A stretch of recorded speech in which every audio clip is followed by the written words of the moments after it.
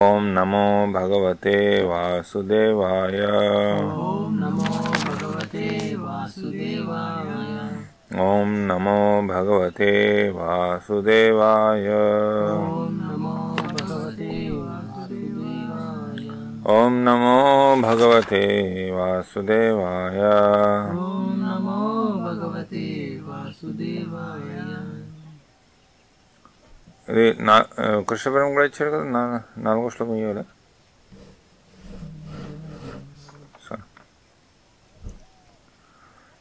భగవద్గీత 11 అధ్యాయం 4వ శ్లోకం. విశ్వరూపం. మన్యసే యది తత్ శక్యం మయా ద్రష్టుం ఇతి ప్రభో యోగ ఈశ్వర తతః మే త్వం దర్శయ ఆత్మానం అవ్యయం. మన్యసే యది తచ్చక్యం మన్యసే యది తచ్చక్యం మయా ద్రష్టుం ఇతి ప్రభో మయా ద్రష్టుం ఇతి ప్రభో యోగేశ్వర తతో మే త్వం యోగేశ్వర తతో మే త్వం దర్శయాత్మానం దర్శయాత్మానం అవ్యయం దర్శయాత్మానం అవ్యయం ద్వారా చూడగలుగును. ప్రతి జీవుడు నిజమునకు ఆధ్యాత్మిక విస్ఫులింగము మాత్రమే. కనుకనే జీవునకు దేవాది దేవుని దర్శించుట గాని అవగాహన చేసుకునుట గాని సాధ్యపడదు. కనుకనే భక్తుడైన అర్జునుడు తన ఊహాశక్తి లేదా కల్పనాశక్తిపై ఆధారపడక సామాన్య జీవునిగా తన పరిమితిని అంగీకరించి శ్రీకృష్ణ భగవానుని అపరిమితమైన స్థితిని కీర్తిస్తుండెను. పరిమిత జీవికి అపరిమితము మరియు అనంతమునైన భగవానుని స్వరూపమును గ్రహించుట సాధ్యపడదని అర్జునుడు అవగాహన చేసుకునగలిగెను. అపరిమితుడైన వ్యక్తి తనను తాను వ్యక్తపరుచుకున్నప్పుడే అతని కృప చేతనే అతని అపరిమితమైన స్వభావమును ఎరుగుట సాధ్యపడును. శ్రీకృష్ణ భగవానుడు అచింత్య శక్తి సంపన్నుడు. కనుకనే యోగేశ్వర అను పదము కూడా మిక్కిలి ప్రాధాన్యతను సంతరించుకునేను. అనగా అతడు అపరిమితుడైనను కృపతో స్వయంగా తన ఇచ్ఛానుసారము ప్రకటించుకోగలడు. కనుకనే అర్జునుడు ఇక్కడ శ్రీకృష్ణుని ఆజ్ఞాపించక అతని అవ్యాజమైన అచింత్యమైన కృప కొరకై ప్రార్థిస్తుండెను. మానవుడు కృష్ణ చైతన్యములో పూర్తిగా శరణాగతుడై భక్తియుక్త సేవలు నెలకొనినదే ఎవరికిని తనను గూర్చి ప్రకటించుకోని అవసరము శ్రీకృష్ణునకు లేదు. కనుక తమ మానసిక కల్పనా శక్తిపై ఆధారపడు మానవులకు శ్రీకృష్ణ భగవానుని దర్శించుట సాధ్యపడదు. ఓం అజ్ఞానంతిమిరస్య జ్ఞానాంజనశలాకయ చక్షుర్మిలితం యేన తస్మై శ్రీగురవే నమః. నమో విష్ణుపాదాయ కృష్ణేష్టాయ భూతలే శ్రీమద్ భక్తివేదాంత స్వామినిత్య నామ్నే. నమో విష్ణుపాదాయ కృష్ణేష్టాయ భూతలే శ్రీమద్ భక్తివేదాంత స్వామినిత్య నామ్నే. నమస్తే సరస్వతి జయ శ్రీ కృష్ణ చైతన్య ప్రభు నిత్యానంద శ్రీ అద్వైత గదాధర శివాసాది గౌర భక్తవృంద. హరే కృష్ణ కృష్ణ కృష్ణ హరే హరే హరే రామ రామ రామ హరే హరే.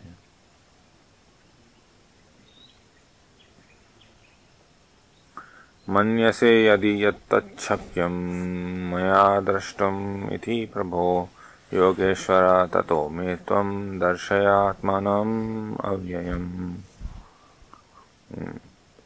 అయితే ఇక్కడ అర్జునుడు కృష్ణుడికి విశ్వరూపం చూపించమంటున్నాడు. కానీ కృష్ణుడికి ఆయన రిక్వెస్ట్ చేస్తున్నాడు అనమాట, ఆదేశం ఇవ్వట్లేదు. విశ్వరూపం చూపించండి, నేను చూస్తాను అని కాదనమాట. నేను చూడగలితే, ఒకవేళ నేను చూడగలితే, నాకు ఆ అర్హత ఉంటే దయచేసి మీ యొక్క అపరిమితమైన విశ్వరూపం నాకు చూపియండి అని చెప్తున్నాడు అనమాట. సో మన ఈ భౌతిక ఇంద్రియాల ద్వారా మనం భగవంతుని చూడలేము, వినలేము, అర్థం చేసుకోలేము. ఎందుకు చూడలేము, అర్థం చేసుకోలేము ఈ భౌతిక ఇంద్రియాలతో? భగవంతుని భౌతిక ఇంద్రియాలతో భగవంతుని అర్థం చేసుకోలేము. ఈ భౌతిక ఇంద్రియాల ద్వారా భగవంతుని మనం చూడలేము, వినలేము, అర్థం చేసుకోలేము. ఎందుకు? ఈ పరిమితం చెందినవి ఉన్నాయి. ఈ ఇంద్రియాలు ఇంపర్ఫెక్ట్గా ఉన్నాయి, అసంపూర్ణమైన ఉన్నాయి. ఇంకొకటి ఏంటంటే ఈ భౌతిక ఇంద్రియాలు ఇవి భగవంతుడి భౌతిక రూపం కాదు కదా, భగవంతుడి ఆధ్యాత్మిక దివ్యమైన రూపం. ఆ దివ్యమైన రూపంని ఈ భౌతికమైన దేహం ఇంద్రియాల ద్వారా ఎలా చూడగలుగుతాం, ఎలా మనం అర్థం చేసుకోగలుగుతాం? అవునా కదా. కానీ ఎప్పుడైతే మనం భగవంతుడి సేవలో నిమగ్నం అవుతామో ముందు నుంచే, అప్పుడు మనం భగవంతుడిని చూడగలుగుతాం. ఎలా? భగవంతుడు అంటే ఏం రాసింది చదవండి, సెకండ్ సెంటెన్స్. కానీ ఆరంభం నుండే మానవుడు భగవంతుని ప్రేమయుక్త సేవలో నెలకొనినచో ఆ భగవంతుని వ్యక్త రూపమును దివ్యజ్ఞాన ప్రకాశం ద్వారా చూడగలరు. సో దివ్యజ్ఞాన ప్రకాశం ద్వారా అంటే భగవంతుడు మనకి చూపించాలనుకుంటే అప్పుడే మనం చూడొచ్చు అనమాట. అది కూడా ఎప్పుడు చూపిస్తాడు భగవంతుడు? ఎప్పుడైతే మన ప్రేమమైన సేవ చేస్తాం భగవంతుడికి, అప్పుడు ఆయన ఇష్టం ఉంటే ఆయన చూపించగలుగుతారు. ఆయన మనం తెలుసుకోవచ్చు అనమాట ఆయన గురించి. సో అంటే పూర్తిగా భగవంతుడి మీదనే ఉందన్నమాట. అది మనం ఆయనకు అర్థం చేసుకోగలుగుతామా లేదా, మనం ఆయనకు చూడగలుగుతామా లేదా, అది పూర్తిగా భగవంతుడి మీదనే ఆధారపడి ఉందన్నమాట. మనం ఏంటంటే మనం సేవ చేయొచ్చు, సేవ చేస్తే భగవంతుడు సంతోషించి ఆయన చూపించవచ్చు, లేదంటే లేదన్నమాట.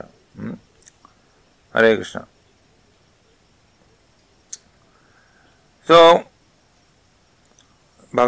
ప్రతి ఒక్క జీవి జస్ట్ ఒక చిన్న జీవి అన్నమాట. మనం చిన్న జీవి అంతే. ఎలా మనం భగవంతుని చూడగలుగుతాం? మనం ఆయన విభువు అన్నమాట. చాలా చిన్న, మనం జస్ట్ ఒక చిన్న ఏమంటారు అగ్నిలో ఇట్లా బయటపడుతుంటాయి కదా నిప్పు. సో అది మనం జస్ట్ ఆ చిన్న నిప్పులాగా అనమాట. మనం నిప్పురవ. సో ఆ నిప్పురవ అగ్ని గురించి ఎలా అర్థం చేసుకోగలుగుతుంది?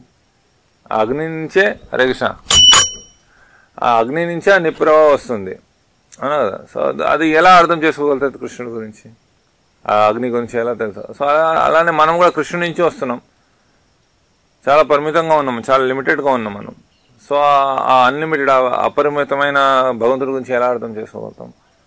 సో ఆయన ఒక కృప ఉంటేనే మనం అర్థం చేసుకోగలుగుతాం. ఆ కృప ఎప్పుడు వస్తుంది? ఆయనకు సేవ చేస్తే, ప్రేమైన సేవ చేస్తే, అప్పుడు ఆయన మనతో సంతోషించినప్పుడు, మనతో సంతృప్తి ఉన్నప్పుడు ఆయన గురించి మనం ఏమైనా తెలుసుకోవచ్చు అనమాట.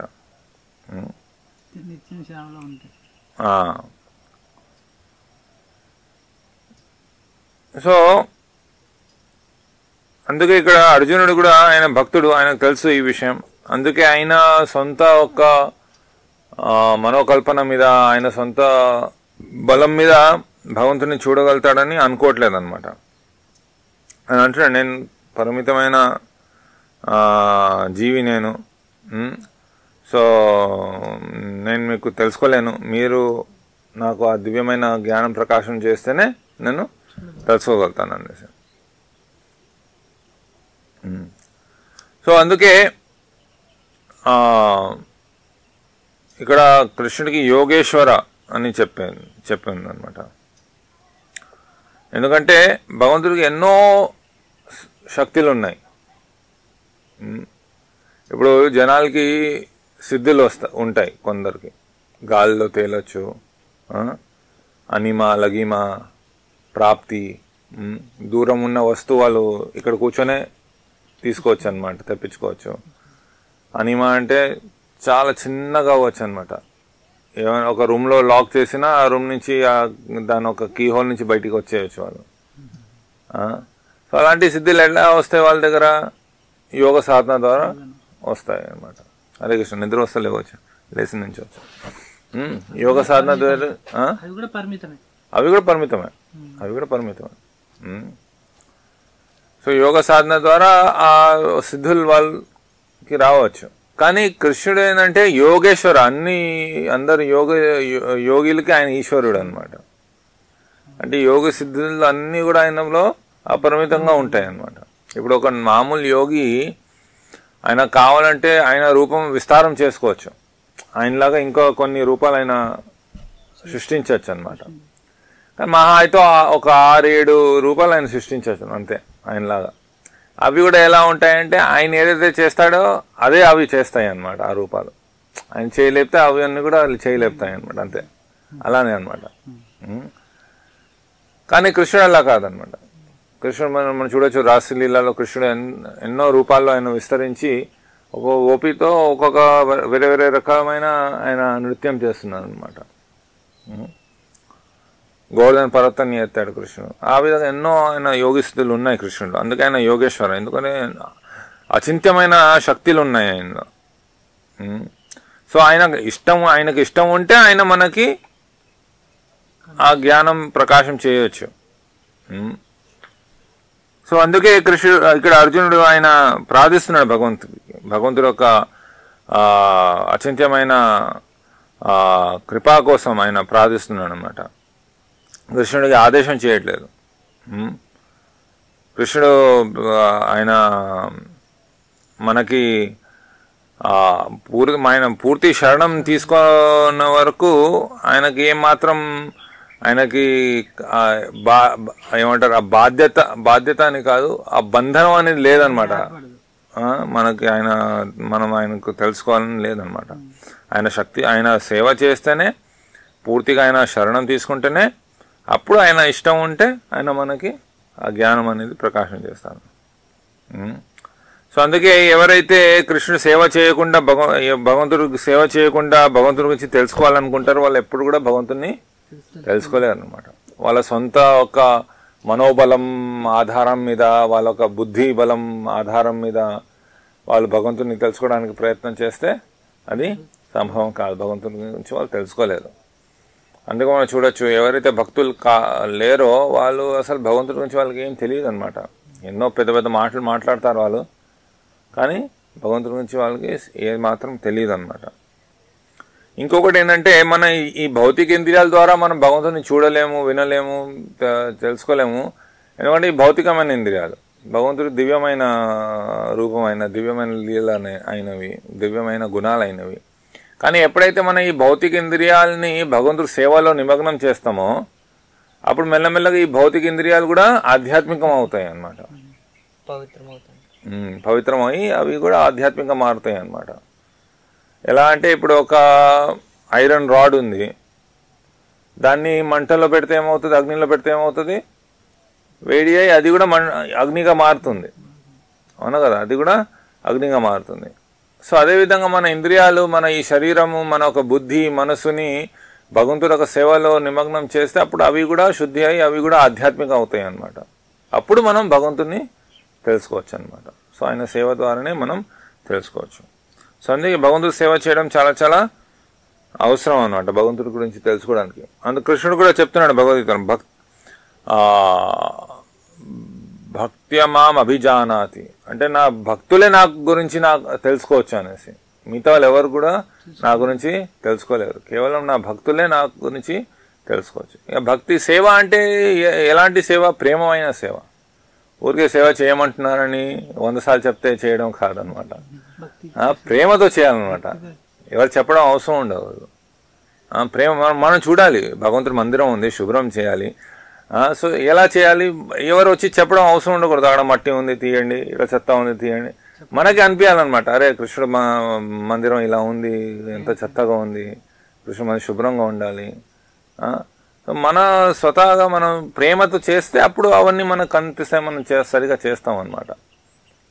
లేదు ఇక్కడ సరే చేయకపోతే ప్రసాదం పెట్టారు అందుకే చేయాలని చెప్తే అప్పుడు 100 సార్లు 100 విషయాలు చెప్పాల్సి వస్తుంది. ఇది చేయి, అది చేయి, ఇది చేయి, అది చేయని వెంటపడాల్సి వస్తుంది అవునా కదా. అఫ్కోర్స్ స్టార్టింగ్లో ఆ ప్రేమ ఉండకపోవచ్చు, కానీ మెల్లమెల్లగా ఎప్పుడైతే మనం భగవంతుని నామం జపం చేస్తాము, భగవంతుని గురించి వింటాము, భక్తులకు సాంగత్యం చేస్తాము, ఆ మెల్లమెల్లగా మనకు ఆ ప్రేమ అనేది వస్తుంది అనమాట భగవంతుని మీద. ఆల్రెడీ ప్రేమ ఉంది మనలో, భగవంతుని మీద ఆ ప్రేమ ఉంది, కానీ ఇప్పుడు ఏంటంటే కప్పేసిపడి ఉందన్నమాట. ఈ 3 గుణాలతో, మన ఒక భౌతిక కోరికలతో, ఇంద్రియ భోగం ద్వారా ఎన్నో జన్మాల నుంచి, కోటి జన్మాల నుంచి మనం ఇంద్రియ భోగం చేయడానికి కోరికలు ఉన్నాయి. సో అవన్నీ కూడా ఈ భగవంతుడి ప్రేమని కప్పేస్తున్నాయి అన్నమాట. కానీ ఎప్పుడైతే మనం సేవ చేస్తాము, భక్తులతో సాంగత్యం తీసుకుంటాం, నామజపం చేస్తాము, శాస్త్రం చదువుతాం, భగవంతుడి గురించి వింటాము, అప్పుడు మెల్లమెల్లగా ఏదైతే ప్రేమ ఉందో అది మళ్ళీ పెరుగుతుందన్నమాట. సో అందుకే ఈ విధంగా సేవ చేయడం చాలా చాలా ముఖ్యం అన్నమాట. అప్పుడే మనం భగవంతుని తెలుసుకోగలుగుతాం, లేకుంటే తెలుసుకోలేమన్నమాట. సో ఈ హరినామం చాలా చాలా పవర్ఫుల్ అనమాట. భగవంతుడి నామం జపం చేయడం, శాస్త్రాలు చదవడం, భక్తుల సాంగత్యం చేయడం. అందుకే ఎప్పుడు కూడా భక్తుల ఒక సాంగత్యం వదలకూడదు అనమాట. మనం ఏ పరిస్థితి ఉన్నా సరే భక్తుల ఒక సాంగత్యం ఎక్కడున్నా సరే మనం అక్కడ భక్తుల ఒక సాంగత్యం మనం కంపల్సరీ చేయాలి. హరే కృష్ణ. శ్రీమద్ భగవద్గీత కీ జై, శ్రీప్రభుపాద్ కీ జై.